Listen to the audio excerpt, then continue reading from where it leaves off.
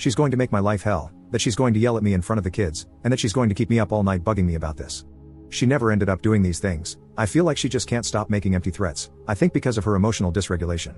She also had a fit later in the day where she stomped her feet, yelled, and was shaking while she said, "I'm not waiting any longer than today. It's going to be a yes, it's going to be a yes," about my decision to have a kid with her. We were able to talk relatively calmly about how much this meant to her, and lately, I've been wondering if I'm focusing too much on numbers and statistics, and maybe I should go for it because I really love my 3 kids. However, I just feel like I can't agree in these circumstances. If she had just been kind about it from the beginning, she probably would have had a kid by now. However, it's always been tense and angry. She's really a great person and a great mom 95% of the time, interspersed with moments of complete childishness, anger, and losing her mind. It's such a weird thing to see such a different person at times like these. I almost gave in but decided to let it sit. And today, I just feel like giving her the ultimatum that she goes to couples therapy or absolutely no more children.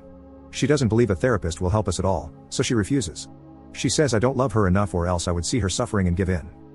I don't know if she's right about that or not, and it makes me feel bad. I also told her that you don't tell someone you love that you're going to make their life hell. I do expect her to change, and I don't want to be yelled at anymore. I've put everything into this marriage, and I think it could work, but I feel unsafe from her freakouts. I want to make the best decision for my kids, and I want her to feel complete, but I just don't think it's possible to have a kid under these circumstances. She says that when I bring up her behavior as one of the main reasons why I don't want to have another kid, she feels like I'm beating her down, and she has no self-respect or dignity left. She said she wonders if she's being emotionally abused by me now. I've mentioned some pretty bad behaviors of my wife above, but really, otherwise, she's so nice. We have fun, a great bedroom life, take parenting classes together, and love hanging out together. That's like 95% of our time together, and the other 5% is Mr. Hyde. I want to do this for her and our family and spare my children some life trauma, but not under these circumstances of threats, silent treatment, yelling, etc. I've recently been trying to get her to see a psychologist, but she's been refusing and telling me I'm being controlling, so I've dropped it. What would you do? Update 1.